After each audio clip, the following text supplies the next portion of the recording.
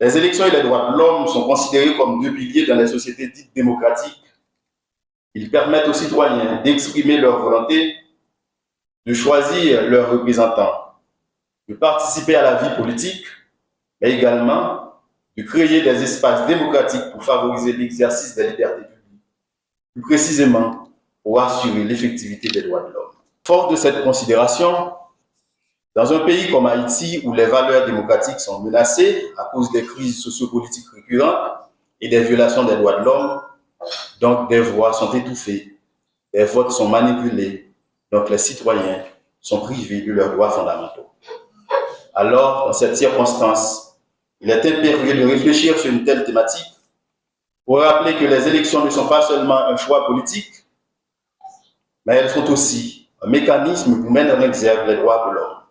De ce fait, débattre sur les élections et les droits de l'homme aujourd'hui, c'est déjà anticiper sur de nouvelles perspectives de solutions pour le pays.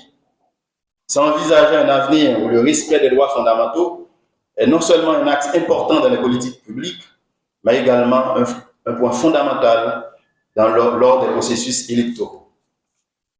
Les médias et les journalistes, vous êtes le gardien de l'information et de la démocratie. Vous avez la responsabilité de fournir une couverture équilibrée dans les campagnes électorales, de dénoncer les abus et d'informer les citoyens sur leurs droits et leurs devoirs.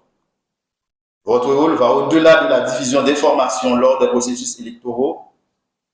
Vous devriez devenir des acteurs de la transparence et de l'intégrité, un acteur dans la protection des droits fondamentaux. Donc, votre engagement à entreprendre sur les irrégularités et à donner la parole à toutes les voix est primordial pour l'exercice des droits fondamentaux. Votre travail contribue également à protéger les droits de l'homme en dénonçant la désinformation, en défendant la liberté d'expression et en garantissant que toutes les voix soient entendues lors de la période électorale. Les honorables magistrats, vous êtes les garants de l'état de droit. Votre engagement dans le processus électoral est crucial pour assurer l'application des lois de manière juste et équitable. Vous êtes placés pour protéger les électeurs, garantir que les élections se déroulent conformément aux principes démocratiques et ensuite assurer un contentieux électoral qui respecte les normes et les principes qui sont établis par la loi. Donc, vous devez faire preuve d'impartialité, d'éthique et de responsabilité pour maintenir la confiance de la population.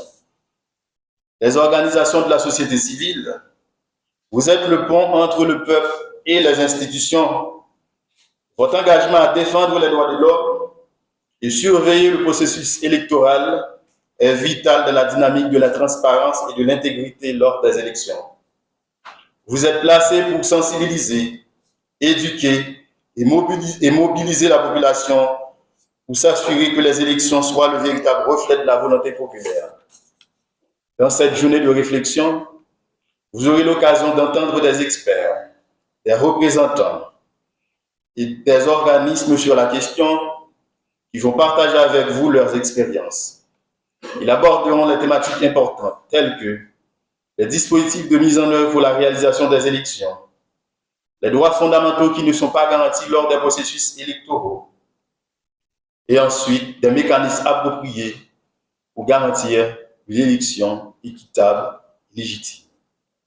Ainsi, vous devez vous garantir à faire de votre mieux que chaque vote soit respecté et que l'intégrité des élections soit préservée.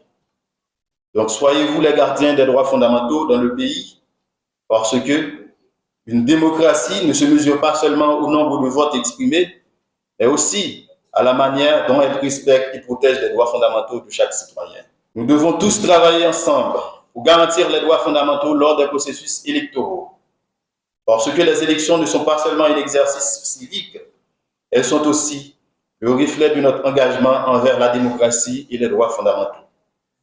Donc, engagez-vous aujourd'hui à respecter ces valeurs essentielles afin de bâtir une société où chaque citoyen peut s'exprimer librement et participer activement à la vie démocratique.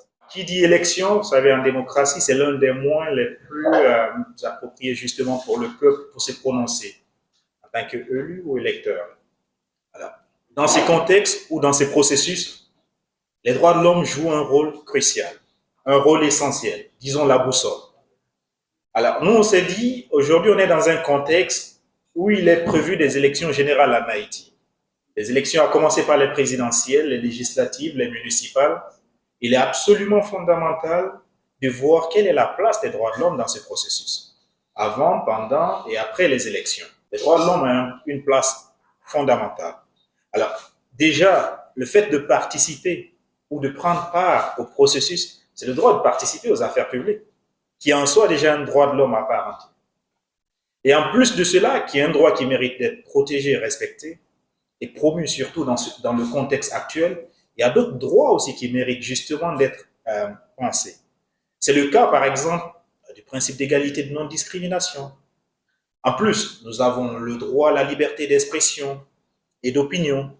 Nous avons le droit à la liberté de réunion et d'association. Donc, l'ensemble de ces droits trouvent sans doute leur place dans le contexte actuel. Et de plus, on est dans une dynamique où on parle de réforme constitutionnelle. Il y a une dynamique visant justement à repenser les textes encadrant le processus électoral. Et je crois que ce qui est très important à travers cet espace de discussion, à travers vos différents profils, que ce soit les journalistes, les représentants de partis politiques, la société civile, c'est justement le lieu de réfléchir et voir quelle serait la place de ces droits. Est-ce que ce sont des droits qui sont suffisamment pensés aujourd'hui dans le cadre des différentes réformes? Quelle serait notre voie? Quelles seront nos propositions justement dans le contexte actuel? Et je crois que c'est tout l'intérêt de cet atelier.